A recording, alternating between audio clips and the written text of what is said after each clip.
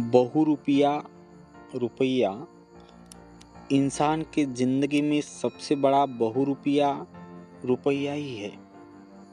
हर वक्त हर परेशानियों में हर किसी के ज़िंदगी में इस रुपयों ने बहुत रूप बदले हैं। इतने किसी बहुरूपये ने भी नहीं बदले होंगे।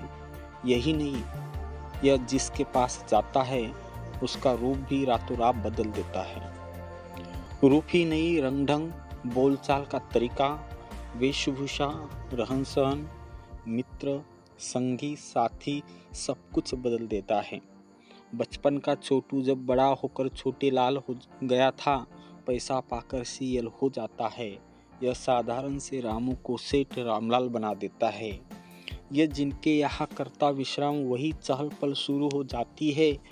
वहीं पर खादी खाकी काला चोगा हो जाते हैं नतमस्तक। रूप बदलने में रुपया दे देता सभी बहुरूपियों को भी मात। ये कहने में कोई अतिशयोक्ति नहीं होगी कि रुपया ही सबसे बड़ा बहुरूपिया है।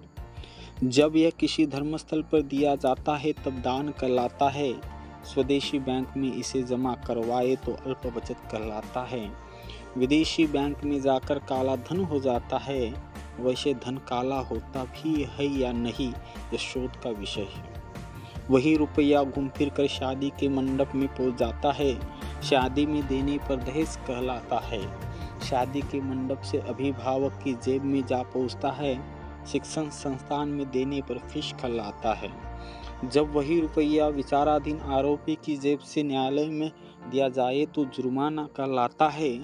तलाकशुदा पत्नी को दिया जाए तो गुजारा भत्ता कहलाता है।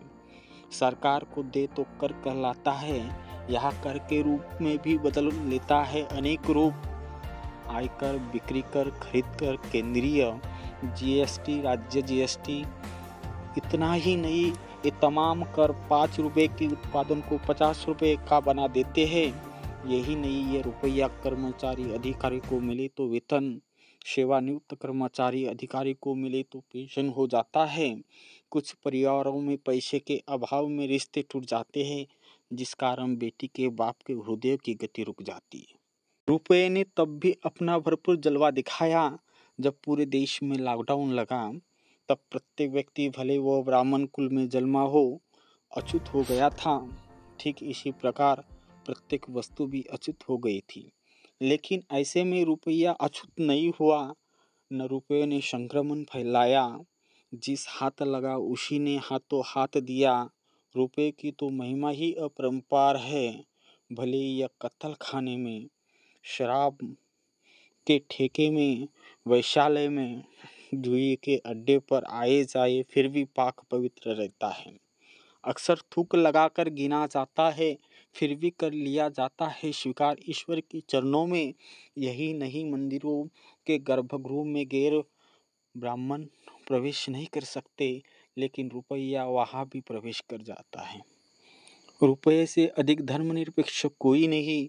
यह हिंदू, मुस्लिम, सिख, ईसाई, जैन, बौद्ध, पारसी को सबको ही अत्यधिक प्रिय है। खैर छोड़िए इन बातों को, हम बात कर रहे थे रुपये और बहुरूपये की। बैंक से ले तो यही रुपया कर्ज हो जाता है। बैंक को धीरे धीरे चुकाए तो किस्त हो जाती है। वेटर को दिया जाए तो टिप्स हो जाता है। अभर्ताओं को दिया जाए तो फिरौती कहलाता है। दफ्तरी बाबू को एक कोने में ले जाकर या फाइल में कागजात में डाल दिया जाए तो घूस या रिश्वत कहा जाता है। इन सबके अतिरिक्त कभी यह भीख, दक्षिणा, चढ़ावा, कमीशन, सुविधा शुल्क, तहबाजारी, हफ्ता नाका, रोकड़ा, खोखा पेटी, गिफ्ट, नेगे शगुन और जाने क्या क्या रूप धारण कर लेता है। इन सब के अतिरिक्त इस संदर्भ में शोध जारी है। आपके आकलन, सुझाव और रुझाव भी सादर आमंत्रित है।